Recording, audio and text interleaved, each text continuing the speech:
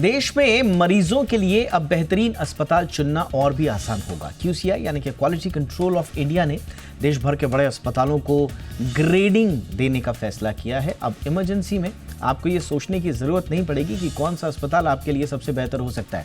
और यही नहीं, ग्रेडिंग सिस्टम से विदेशी मरीजों को आकर्षित करने और मेडिकल टूरिज्म को बढ़ावा देने में भी मदद मिल सकती है।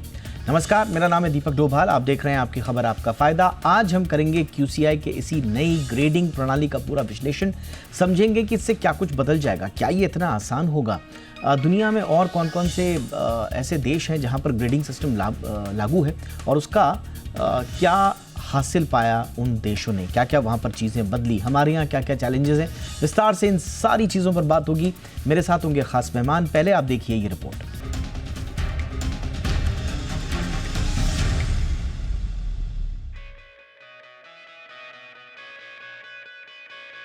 आपके शहर में ऐसा कौन सा अस्पताल है जहां बेहतर इलाज मिलता है? ये सवाल ऐसा है कि जिसे समझना काफी मुश्किल है। ऐसा इसलिए क्योंकि जब आप बीमार पड़ते हैं या किसी अस्पताल में एडमिट होते हैं, तब आपको उस अस्पताल की हकीकत का पता चलता है। या यूं कहें कि अस्पताल की क्वालिटी कैसी है, इसके बारे में आप बेहतर तरीके से जान लेते हैं। ऐसे में अगर आपको अस्पताल की क्वालिटी का पहले ही पता चल जाए तो कैसा रहेगा? क्वालिटी काउंसिल ऑफ इंडिया यानी QCI देश भर के प्राइवेट अस्पतालों की ग्रेडिंग करने जा रहा है, जिससे मरीजों को इलाज से पहले ही ये पता चल सकेगा कि कौन सा अस्पताल बेहतर सेवाएं दे रहा है। ये नई ग्रेडिंग प्रणाली सिर्फ भारतीय मरीजों के लिए नहीं बल्कि मेडिकल टूरिज्म को भी बढ़ावा देने के लिए बनाई गई है। इससे हेल्थ इंश्योरेंस सेक्टर को भी सही कीमत तय करने में मदद मिलेगी। QCI के मुताबिक ये पहली बार होगा जब देश के प्राइवेट अस्पतालों को A+++, A++ और A+ ग्रेड दिए जाएंगे। National accreditation board for hospitals and health care providers यानी NABH और दूसरे अंतर्राष्ट्रीय संस्थानों से मान्यता प्राप्त अस्पताल इस ग्रेडिंग के लिए आवेदन कर सकेंगे। रिपोर्ट तैयार हो चुकी है और अगले महीने इसे लॉन्च किया जाएगा। QCI की टेक्निकल कमेटी का कहना है कि ये नई प्रणाली अस्पतालों के बीच हेल्दी कंपटीशन को बढ़ावा देगी और मरीजों को बेहतरीन इलाज का भरोसा देगी। QCI कमेटी का कहना है कि अभी तक मरीजों को अस्पताल चुनने के लिए ऑनलाइन रिव्यू, मीडिया रिपोर्ट्स या पर्सनल सिफारिशों पर निर्भर रहना पड़ता था, लेकिन अब इस ग्रेडिंग से उन्हें ट्रांसपेरेंट और स्टैंडर्डाइज्ड डाटा मिलेगा, जिससे मरीज सही फैसला ले सकेंगे। इससे ग्रेडिंग प्रणाली का असर सिर्फ भारतीय मरीजों तक सीमित नहीं रहेगा, दुनिया भर से भारत आने वाले मरीजों को भी इसका फायदा होगा। QCI की योजना है कि भविष्य में इस स्कीम को छोटे health care organization, dental clinic और ग्रामीण प्राथमिक स्वास्थ्य केंद्रों तक भी ले जाया जाए। डाउनटाउन हॉस्पिटल और बॉम्बे हॉस्पिटल सहित कई अस्पतालों ने इस ग्रेडिंग सिस्टम के लिए पायलट स्टडी में हिस्सा लिया। मरीजों से फीडबैक लेकर इस प्रणाली को अंतिम रूप दिया गया।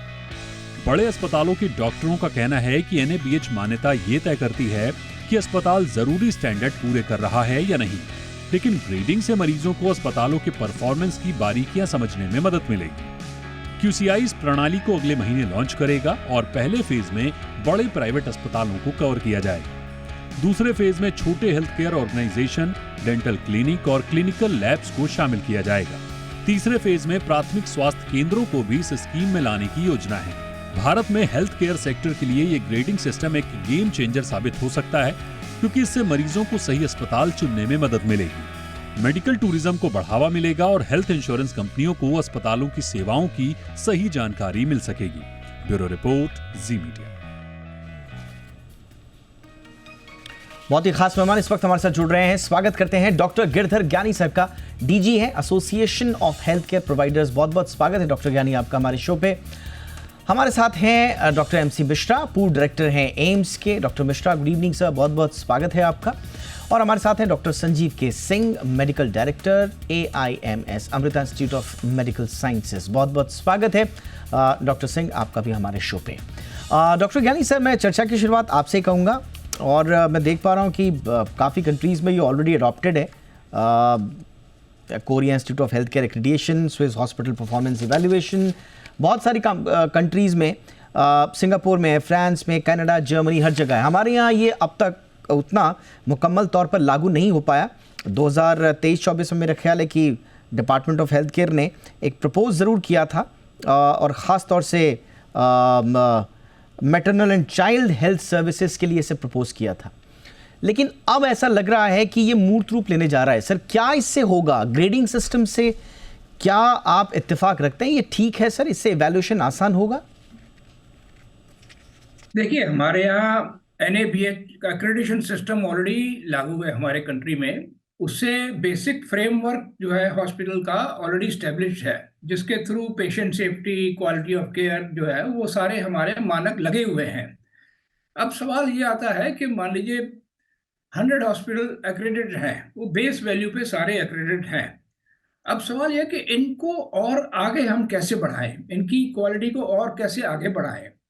तो एक मैं छोटा उदाहरण का दूंगा क्योंकि नाम लिया, दर्शकों की जानकारी के लिए बता दूं, the national accreditation board for hospital NABH already है और इनका काम जो है वो हॉस्पिटल्स के एक्रीडिएशन से जुड़ा हुआ है। Yes sir, please continue sir. तो अब क्या है, जैसे मैंने एक एग्जांपल आपको दे रहा हूँ। जैसे अमेरिका में जब हम इंश्योरेंस कंपनी जब उसको रिम्बर्समेंट देती है हॉस्पिटल को, तो उसको रैंकिंग को देखती है कि अगर आपकी रैंकिंग 8.9 है तो आपको 100 रुपीज़ की जगह 89 रुपये दिए जाएंगे। तो इससे हॉस्पिटल को एक बढ़ावा मिलता है कि हम क्वालिटी के पैरामीटर्स को बढ़ाते जाएं।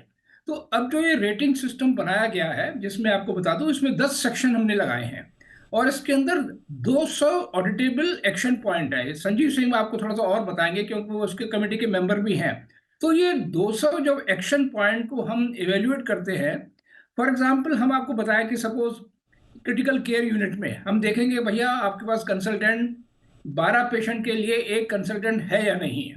हम वो एक्रेडिटेशन नहीं देखते हैं, वहां पे हम जेनरिक तरीके से देखते हैं। हम कहेंगे भैया आपके यहाँ रेजिडेंट्स जो हैं, जूनियर डॉक्टर जिसको कहते हैं, 8 पेशेंट के ऊपर एक जूनियर रेजिडेंट है कि नहीं है। तो इस तरह के कई हम इसमें एक्शन पॉइंट लगाए गए हैं, जिससे हम जो है हॉस्पिटल की जो परफॉर्मेंस है उसका एवेल्युएशन बहुत ऑब्जेक्टिवली हो सकता है। और इससे जो है इवन पेशेंट जब इसको देखेंगे कि हाँ ये हॉस्पिटल A+++ है, इसका मतलब इसको हो सकता है कि सारे सेक्शन में ग्रेडिंग अच्छी मिली हुई है। तो ये एक अच्छा एक इनिशिएटिव लिया जा रहा है हमारे कंट्री में, जिससे क्वालिटी एंड पेशेंट सेफ्टी बहुत अच्छी तरीके से इम्प्रूव होगी। ऑलराइट सर, क्योंकि आपने डॉक्टर सिंह का जिक्र भी किया, वो कमेटी में भी हैं इसके, तो मैं उन्हीं के पास अब चलूँगा।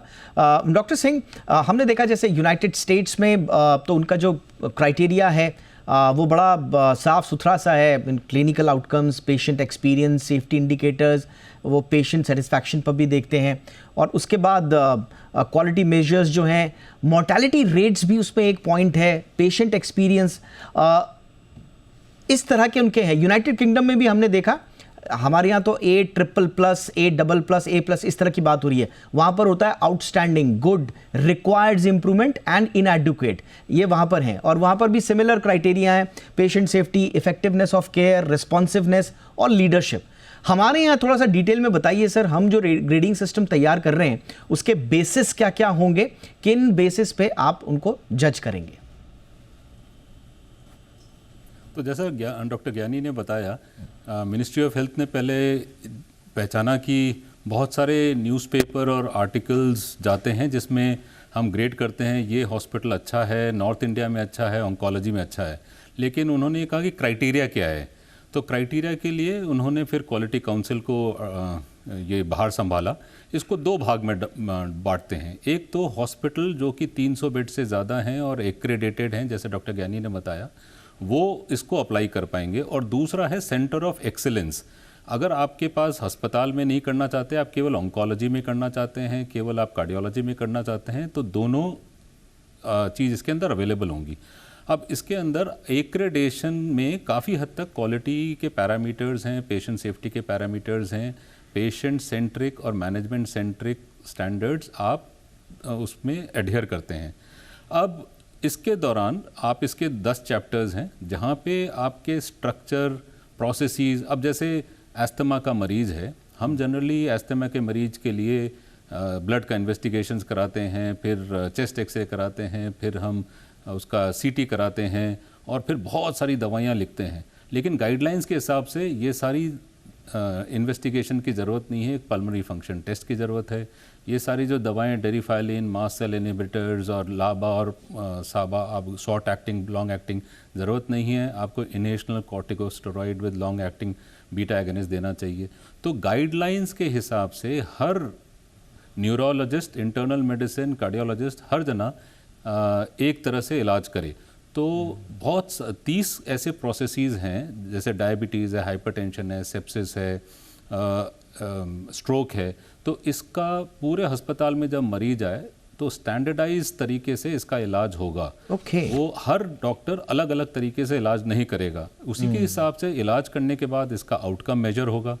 और इसमें टेक्नोलॉजी और इनोवेशन भी है, क्योंकि बेसिक आपने NABH में एस्टैब्लिश कर लिया, लेकिन इसमें अब हम डॉक्टर तो बताते हैं कि हमारा 96% सक्सेस रेट है, लेकिन इसमें मरीज को बताना होगा, क्योंकि मरीज सर्जरी से उसकी सर्जरी हुई है तो उसका 3 मंथ 6 मंथ्स और 1 ईयर पे जा करके उससे पूछते रहेंगे कि आपका इलाज कैसा रहा। तो मरीज आपका सक्सेस रेट डिसाइड करेगा। तो और एकेडमिक्स और रिसर्च इनोवेशन, तो बहुत सारी ऐसी चीजें हैं जो मुझे लगता है ये बहुत इंपॉर्टेंट पॉइंट है सर, कि इसमें एब्सोल्युटली इसमें जो मरीज के फीडबैक की बात कही गई है वो बहुत इंपॉर्टेंट है, क्योंकि अब तक क्या होता था, कॉन्क्रीट डेटा तो होता नहीं है हॉस्पिटल को इवैल्यूएट करने का, वर्ड ऑफ माउथ पे हो गए या अनवेरिफाइड ऑनलाइन सोर्सेज आ गए किसी हॉस्पिटल के बारे में, कुछ सही गलत कितना हम इसको आसानी से मैनिपुलेट कर सकते हैं हम सब जानते हैं। बट ये बहुत कॉन्क्रीट एक चीज़ आ रही है कि इसमें जो पेशेंट की से है, उसका फीडबैक है, उसके आधार पर भी हॉस्पिटल की रेटिंग की जाएगी। मैं मिश्रा सर के पास आऊँगा। डॉक्टर मिश्रा, हम प्राइवेट हॉस्पिटल्स के लिए तो ये देख रहे हैं और उसमें भी मैं अभी आऊँगा, क्योंकि इसमें अभी बहुत सारे पहलू हैं। जैसा भी सर ने बताया कि 300 से ज़्यादा बेड के हॉस्पिटल इसमें अप्लाई कर पाएंगे। प्रॉब्लम अक्सर छोटे अस्पतालों में आती है जहाँ पर ज़्यादा प्रॉब्लम्स होती हैं, उनको लेने के लिए इसमें क्या किया गया। बट हैविंग सेड दैट, क्या इसमें सरकारी हॉस्पिटल्स के ग्रेडिंग का सिस्टम नहीं होना चाहिए? क्योंकि सबसे ज़्यादा आम आदमी का अगर वास्ता होता है तो वो सरकारी अस्पतालों से होता है, तो वहाँ पर क्या कोई ग्रेडिंग सिस्टम का है कोई मैकेनिज्म सर?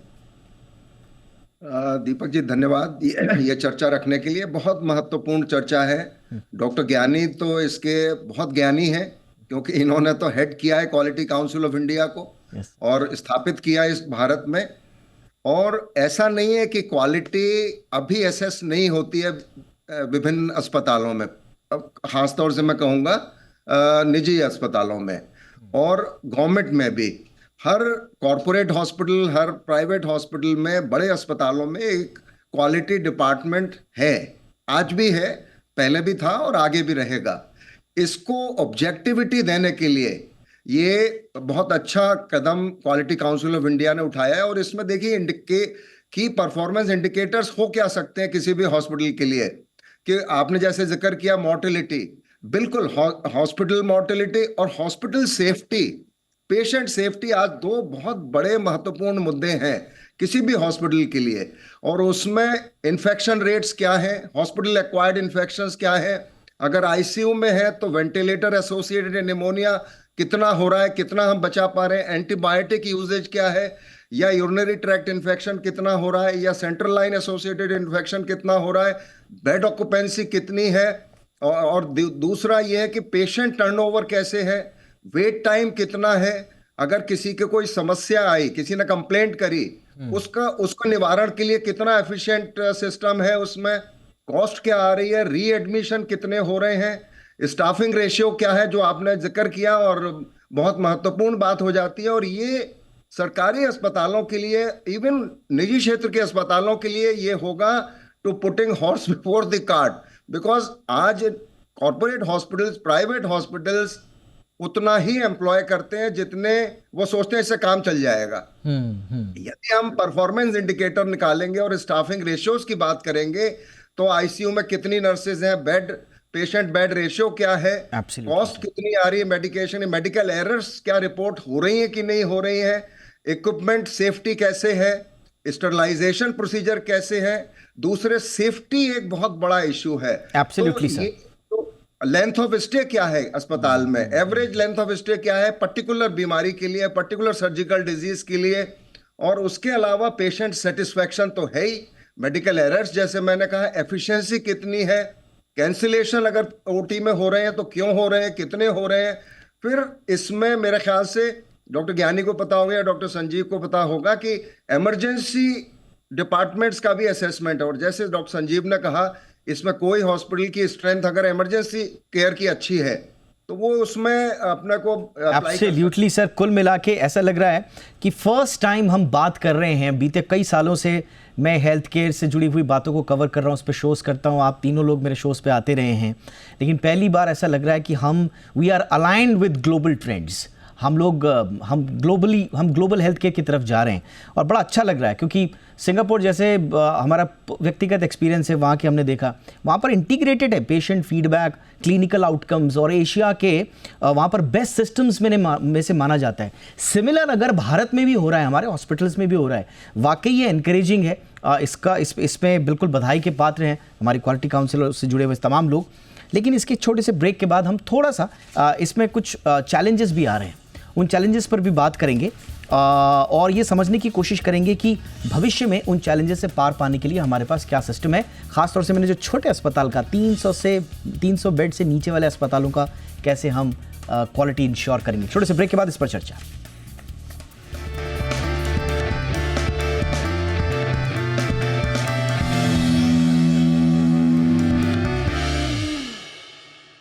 ब्रेक के बाद आपका स्वागत है। इस सेगमेंट में समय थोड़ा सा कम है, मेहमानों से मेरी गुजारिश रहेगी संक्षेप में उत्तर उनका आए। डॉक्टर ज्ञानी, संक्षेप में आपसे जानना चाहूँगा सर, एक इशू जो मैं कह रहा था कि 300 से कम बेड के अस्पतालों का क्या होगा, क्योंकि इशू करंटली वहीं पर आते हैं, नंबर 1। दूसरा, क्योंकि ऐसा तो नहीं होगा फिर कि जो private hospital with greater funding and 8++ आ गया, 8++ आ गया, तो फिर छोटे हॉस्पिटल जो अंडर फंडेड हैं, स्ट्रगल कर रहे हैं ऑलरेडी, फिर खाई उनकी और ज्यादा बढ़ ना जाए, ऐसा तो नहीं होगा सर? नहीं, देखिए, हर एक जब हम डिफाइन करेंगे कि 300 बेड वालों की रेटिंग ये है और 200 बेड से कम वालों की रेटिंग ये है, तो हर एक का एक ग्रुप अलग बन जाएगा। तो ऐसा हम उसको कंपेयर नहीं कर सकते कि उसको A++ है और छोटे वाले का A++, वो अलग अलग चीजें मानी जाएंगी। नहीं, छोटे हॉस्पिटल्स भी आएंगे सर ग्रेडिंग के दायरे में? हाँ, ये ग्रेडिंग हम क्योंकि शुरुआत कर रहे हैं, अच्छा, तो इसलिए हमने एज ए पायलट 300 बेड के ऊपर वालों से हम शुरू करेंगे। ओके, और आप बहुत जल्दी आप देखेंगे हम इसको नीचे भी लेके आ जाएंगे बहुत जल्दी। Okay, all right sir, all right sir. एक चीज और था मेरा सर, ऐसा तो नहीं है कि हाई रेटेड हॉस्पिटल जो हैं वो प्रायोरिटाइज करें अपनी प्रॉफिटेबिलिटीज को, वो बोलेंगे साहब हम तो 8++ वाले हैं, हमारे इसमें ज़्यादा फैसिलिटीज़ हैं, देख लो, हमको तो एक्रेडिटेशन भी मिल गया, तो हमारा हेल्थ केयर, हमारा कॉस्ट ऑफ केयर भी ज़्यादा है, ऐसा तो नहीं होगा सर? देखिए, अब ये अल्टीमेटली अगर ये इंश्योरेंस का ज़माना है, इंश्योरेंस के थ्रू सारे हॉस्पिटल जो है ना वो अप्रोचेबल होंगे। ऐसा नहीं है कि जो A+++ वाला है वो हमसे ज़्यादा चार्ज करेगा। He will be charging the same rate as empanelled by the insurance company. लेकिन एक ये है कि उसको प्रायोरिटी मिलेगी, पेशेंट जो है उसके पास ज़्यादा जाएगा, ये उसको फर्क पड़ेगा कंपटीशन का। और इसका जो एक मेडिकल टूरिज्म का आपने नजरिया बताया था, सबसे बड़ा एडवांटेज हमको मेडिकल टूरिज्म से होने वाला है कि जो पेशेंट ओवरसीज आने वाले हैं, they will be able to see that these are the set of hospital which have got that high rating। ये बहुत इंपॉर्टेंट इशू है इसका मेडिकल टूरिज्म के लिए। डॉक्टर संजीव, थोड़ा सा आप भी सर इस पर अपना नजरिया दे दीजिए। ऐसा तो नहीं है कि लो इनकम पेशेंट्स को फिर बड़े हॉस्पिटल एक्सक्लूड करने लग जाएं और फोकस उनका हो जो हाई इनकम पेशेंट्स हैं उन्हीं पर, और बोले कि साहब हमारे पास रेटिंग है इसलिए हमारे पास हाई कॉस्ट ऑफ केयर भी है? नहीं, ऐसा नहीं है। अभी अगर आप देखेंगे $125 बिलियन की मेडिकल वैल्यू ट्रैवल है, इंडिया रैंक 10th और $13 बिलियन की अभी इंडस्ट्री है। बहुत स्कोप है। गवर्नमेंट ऑफ इंडिया ने इसका पोर्टल भी खोला है टू रेगुलराइज कि पेशेंट आएंगे कैसे, और जो डेडिकेटेड हॉस्पिटल हैं जिनके पास इंफ्रास्ट्रक्चर है, डॉक्टर्स हैं और इनकी सर्विसेज अच्छी हैं, और grading is one of the example, उसके थ्रू ही वो रूट होंगे। तो हर अस्पताल में जा कर के जो इंटरनेशनल पेशेंट्स हैं वो बेचारे परेशान नहीं हो। छोटे छोटे हॉस्पिटल्स की थोड़ी सी दिक्कत है, क्लिनिशियंस का पार्टिसिपेशन इंपॉर्टेंट है, नर्सिंग की ट्रेनिंग इंपॉर्टेंट है।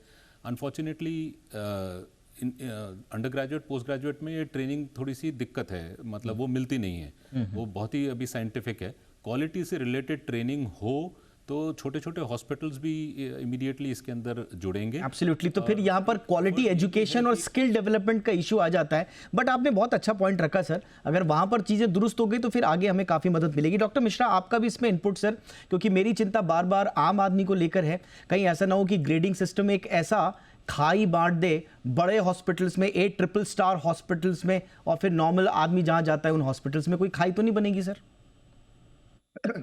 दीपक जी, खाई तो अभी भी है, आपको ये बात माननी पड़ेगी भारत में।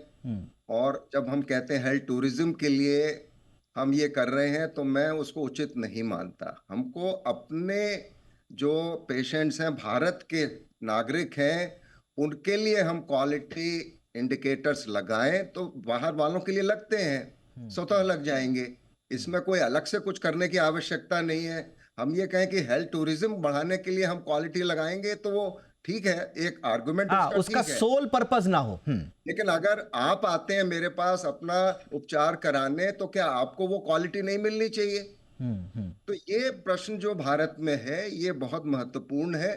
और कॉस्ट का तो इशू बहुत ज्यादा है हेल्थ केयर में आज भी, और रहेगा जब तक हम इंश्योरेंस कवर अच्छे से नहीं कर लेंगे और गवर्नमेंट जो पब्लिक सेक्टर है उसको लिफ्ट करने की बात है। Absolutely. तो मैं तो हमेशा कहता यानी कि insurance for all and public, यानी कि गवर्नमेंट की जो फंडिंग है और ख़ास तौर से जो गवर्नमेंट फंडेड हॉस्पिटल्स हैं उनमें बढ़नी चाहिए, तब जाके ओवरऑल होगा। मैं एक बार फिर क्षमा चाहूँगा, दूसरे पार्ट में मैंने बहुत टोका आप तीनों को। आई एम सॉरी, मेरे पास वक्त की कमी थी, ज़्यादा मैं आपके इनपुट्स लेना चाहता था, इसलिए बहुत बहुत शुक्रिया आप तीनों का। डॉक्टर ज्ञानी बहुत बहुत शुक्रिया sir, doctor Mishra sir thank you so much sir, doctor Sanjeev K Singh sir thank you so much sir. आपकी खबर आपका फ़ायदा में इतना ही, इजाज़त दीजिए, नमस्कार।